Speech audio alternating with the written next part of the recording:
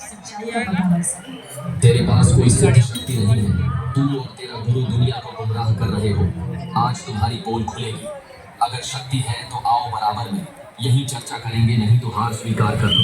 ठीक है गोरखनाथ जी। कबीर जी अपने कुर्ते की जेब से 150 फीट लंबी धागे की रिंग निकालते हैं और उसके एक छोर को पकड़कर सीधा ऊपर की तरफ फेंक देते हैं। धागा सीधा खड़ा हो जाता है और कबीर साहिब जी उस धागे के अंतिम छोर पर जा बैठते हैं। नाथ जी, अब आप आओ मेरे बराबर में, यहाँ बैठकर चर्चा करेंगे। गोरखनाथ जो ही ऊपर की तरफ उठते हैं, वैसे ही धड़ाम से नीचे गिर जाते हैं।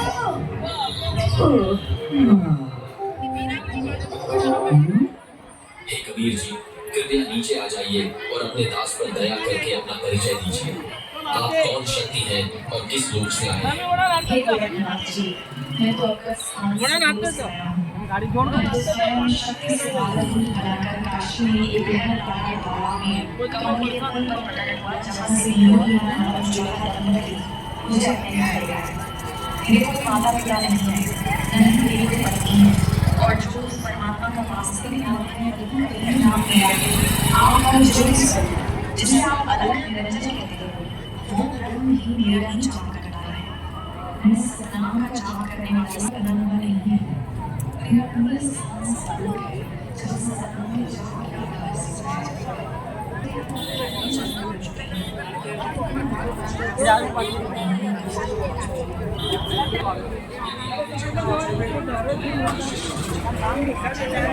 जी गप्पा में छलांग लगाकर मछली का रूप धारण कर लेते हैं। कबीर परमात्मा भी गोरखनाथ जी के बाद गंगा दरिया में डुबकी लगा देते हैं और सैकड़ों मछलियों के बीच गोरखनाथ को पकड़कर तथा उनका असली रूप बनाकर आत्मा स्वीकार किया और उनके शिष्य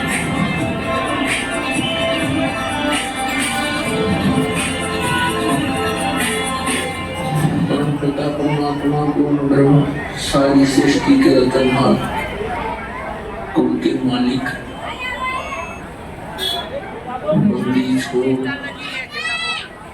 काल के लोक से कर्म बंधन से छुड़वाने वाले बंदी छोड़ कबीर परमेश्वर, ये हमारे जनक हैं, हम सब आत्माओं के पिता। और आप भी सभी यहाँ पर इस काल के लोगों में कर्मों के बंधन से बंध गए।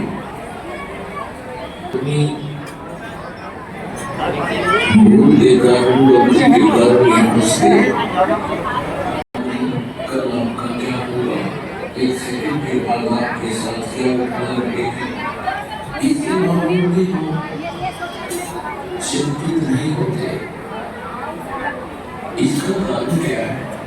ईश्वर परमेश्वर आते हैं, क्योंकि परमात्मा ही सर्वम है, वही यथार्थ ज्ञान दाता है, वही जगत गुरु है और वही सच्चा भगवान है, अविनाशी परमात्मा है।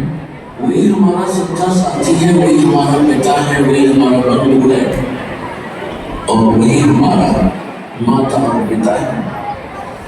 इस परमात्मा यहाँ आते रहते हैं, ये उसी पर समागम चल रहा है। सतगुरु आए दया करी, ऐसे दीन दयाल, बंदी छोड़ दास का जठर नींद पाल। सतगुरु आए दया करी, परमात्मा सतगुरु रूप में आए, हमारे ऊपर विजय करी। ऐसे दीन दयाल, हमने कैसी भयंकर गलती की, वहां में सर्व सुख प्राप्त थी सतलोक में, आपको सर्व सुख सुविधाएं थी, विमान था प्रत्येक का अलग अलग, वहां पर हर प्रकार की सुविधाएं थी। सदा बाहर वृक्ष से चलने बहरे हैं, कोई गर्मी और सर्दी नहीं है, घटना नहीं। हम ऐसे सर्व सुख संपन्न लोग को छोड़कर इस काल के साथ यह मंत्री बना बैठा, हर समय उसकी चिंता खत्म नहीं होती है, टेंशन ग्रस्त रहता है। तो कहा कि ये जी कहाँ जी रहे हैं, कहाँ रह रहे हैं,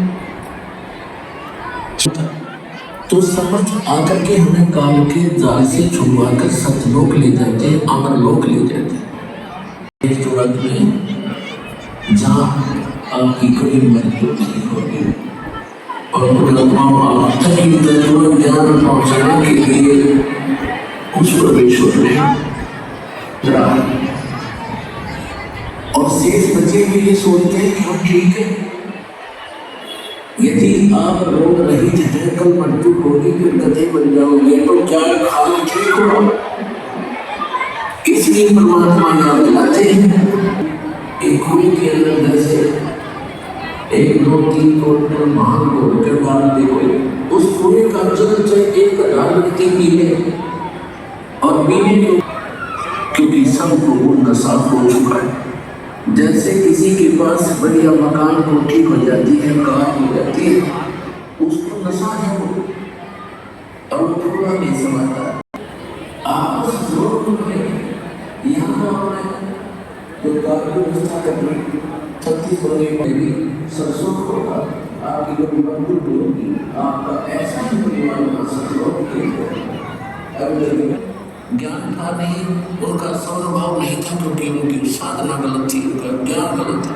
वो काल प्रेमी थे, काल के भेजे भी आए हैं। तो परमात्मा हमें याद दिलाते हैं कि झूठे सुख को सुख कहे, ये मान रहा मन हो, ये सकल जमीन काल का है, कुछ होगा कुछ होते हैं। और कमल के फूल के ऊपर, कमल का फूल तो जल पर ही होता है, अंडरस्टूड है कि वो नारायण होते हैं। नारायण के लिए 1398 में संवत 1455 ज्येष्ठ सुदी पूर्णमासी को परमात्मा सतलोक से चलकर आए थे और काशी शहर के लोग